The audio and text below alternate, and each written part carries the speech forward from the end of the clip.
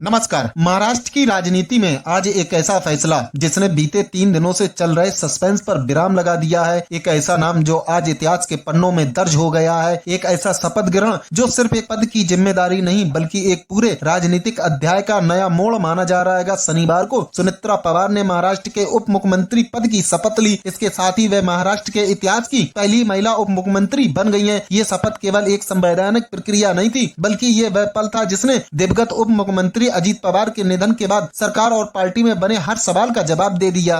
सुनेत्रा पवार जो राज्यसभा सांसद हैं और दिवंगत उप मुख्यमंत्री अजीत पवार की पत्नी हैं, उन्होंने ये जिम्मेदारी उस समय संभाली है जब महाराष्ट्र की राजनीति एक भावनात्मक दौर से गुजर रही है। अजीत पवार का निधन विमान हादसे में हुआ था। उनके निधन के महज 3 दिन बाद सरकार और पार्टी दोनों ने ये फैसला लिया कि उप मुख्यमंत्री पद की जिम्मेदारी अब सुनेत्रा पवार संभालेंगी।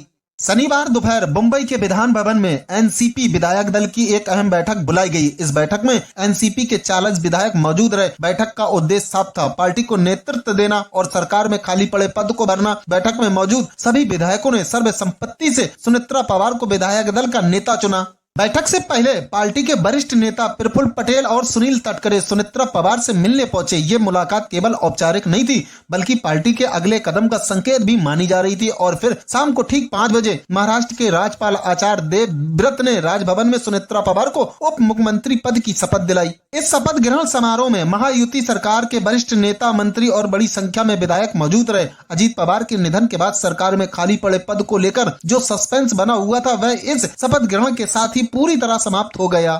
अजीत पवार के जाने के बाद सबसे बड़ा सवाल यही था कि एनसीपी अजीत गुट का नेतृत्व अब कौन संभालेगा और पार्टी की आगे की दिशा क्या होगी। शनिवार को हुए इस फैसले ने उन तमाम सवालों का जवाब दे दिया। पार्टी ने साफ संकेत दे दिया है कि नेतृत्व की जिम्मेदारी अब सुनेत्रा पवार के हाथों में होगी। पार्टी नेताओं के अनुसार इस फैसले से कार्यकर्ताओं में स्थिरता बनी रहेगी और अजीत पवार से जुड़ा भावनात्मक जुड़ाव भी कायम रहेगा। अब बात करते हैं सुनेत्रा पवार के जीवन परिचय की। सुनेत्रा पवार का जन्म 1963 में उस्मानाबाद जिले में हुआ था, जिसे अब धाराशिव जिला कहा जाता है। वह एक मराठी परिवार से आती हैं। उन्होंने अपनी शिक्षा एसबी कॉलेज औरंगाबाद अब छत्रपति संभाजी नगर से पूरी की और बीकॉम की पढ़ाई की। लंबे समय तक सुनेत्रा पवार सक्रिय राजनीति से दूर रही और सामाजिक कार्यों पर ध्यान केंद्रित करती रही। बारामती के पास काठेवाड़ी गांव में स्वच्छता और विकास से जुड़े कई कार्यों में सुनेत्रा पवार की अहम भूमिका रही। इन्हीं प्रयासों के चलते वर्ष 2006 में काठेवाड़ी गांव को निर्मल गांव का दर्जा मिला। गांव को खुले में शौच से मुक्त घोषित किया गया। वर्ष 2008 में बारामती में एक बड़ी टेक्सटाइल पार्क परियोजना शुरू की गई। ये परियोजना 65 एकड़ क्षेत्र पर में फैली हुई थी। ये केंद्र सरकार की टेक्सटाइल पार्क स्कीम के तहत विकसित की गई। इस परियोजना से लगभग 15,000 लोगों को रोजगार मिला। खास बात ये रही कि इस परियोजनाओं में महिलाओं की बड़ी संख्या में भागीदारी रही। इस टेक्सटाइल पार्क परियोजना की अध्यक्षता सुनेत्रा पवार ने की।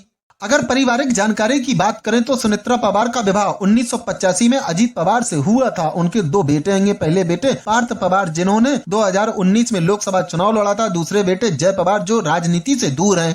आज महाराष्ट्र की राजनीति एक नए अध्याय में प्रवेश कर चुकी है। सुनेत्रा पवार का उप मुख्यमंत्री बनना केवल एक राजनीतिक फैसला नहीं बल्कि एक ऐतिहासिक क्षण है। पहली बार महाराष्ट्र को एक महिला उप मुख्यमंत्री मिली है। अजीत पवार के निधन के बाद जो अनिश्चितता थी कि जो सवाल थे उन पर आज एक साफ रेखा खिंच चुकी है। अब सबकी नजरें इस बात पर होंगी कि उप मुख्यमंत्री के रूप में सुनेत्रा पवार अपनी जिम्मेदारियों को कैसे निभाती हैं। इस बड़ी खबर पर आपकी राय क्या है कमेंट बॉक्स में जरूर लिखिए और हमारे चैनल को सब्सक्राइब करें, वीडियो को लाइक करें और अपनी राय हमारे साथ साझा करते रहें।